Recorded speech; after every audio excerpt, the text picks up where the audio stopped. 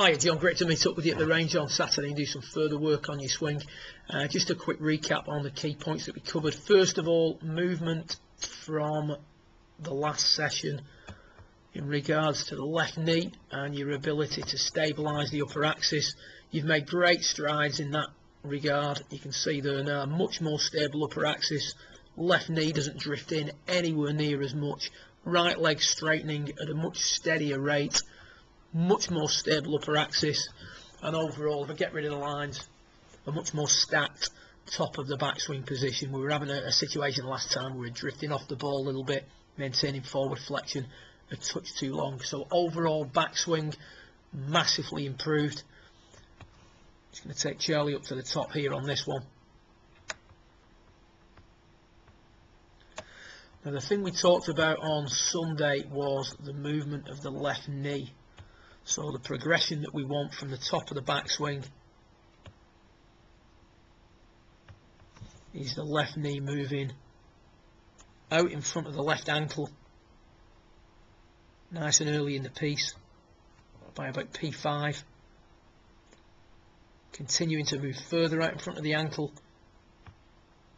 at P6, and then depending on the club we're using, it's either going to maintain its flex with a 6 iron, say, or straighten up from P6 to P7 before straightening on the way through. What we're going to see with yourself is the first move, left knee doesn't quite get out in front of the left ankle at P5, just starting to get out in front of the left ankle by P6. And then from here on in, we start to lose the angles in the wrist a little bit too much. Now I mentioned to you about reading chapter 4 in the Stack and Tilt Golf Swing book, particularly the section that refers to the initial move in the downswing. The way things work from the top of the backswing, the first move of the downswing is to increase the amount of weight on the left knee. So the left knee is going to move down and forward. The arms don't have to do anything at that stage. So it's the downward and forward movement of the left knee that's going to bring the arms down to P5. What I see with yourself is a situation at the top of the backswing. We're a little bit too eager to swing the arms. The left knee doesn't really get out in front of us enough. As a result, we don't tighten the radius of the swing enough. So if we watch Charlie as he starts down from the top, left knee moves down, left knee moves forward, shortening the radius of the swing. So as we get to P6, our point of release is much more over the top of the ball than what we're seeing with yourself. So what we've done here now on the bottom left is we're going to really emphasize the move from the top. So you're going to make your standard backswing, focusing on the pieces we worked on last time. Now from the top, what we're going to do is we're going to just think left knee forward. Leave the arms where they are, move the left knee forward. You can see there as the left knee moves forward, you're not trying to move your arms at this stage. The left arm, accumulator number 4, hasn't done anything. It's lowered into position at P5, ready to start firing. Left knee way out in front of the left ankle at that stage. Remember, this is just your drill. As you then continue down to P6, you can see that the radius of the swing is much tighter. Handle leading more. Yeah, really emphasising, as we showed you with the drill, that Mike Bennett was doing.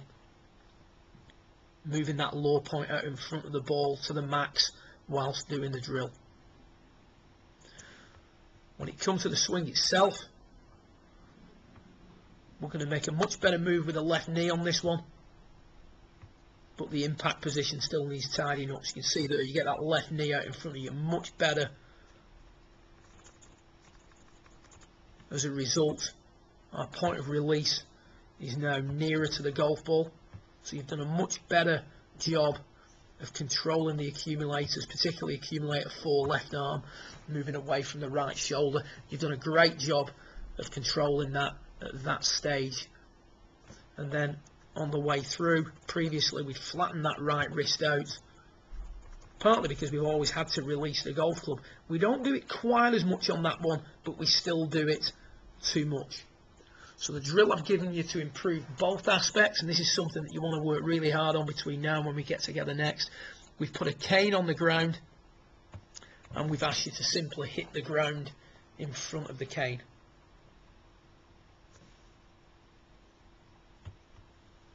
In order to hit the ground in front of the cane, the left knee moves out in front of the left ankle more.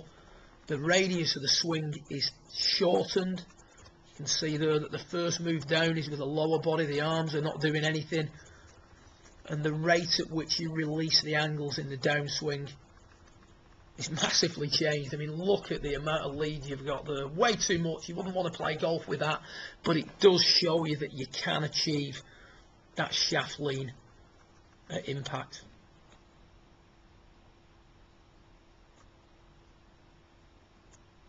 You can see there the arms aren't firing, the arms are moving into position.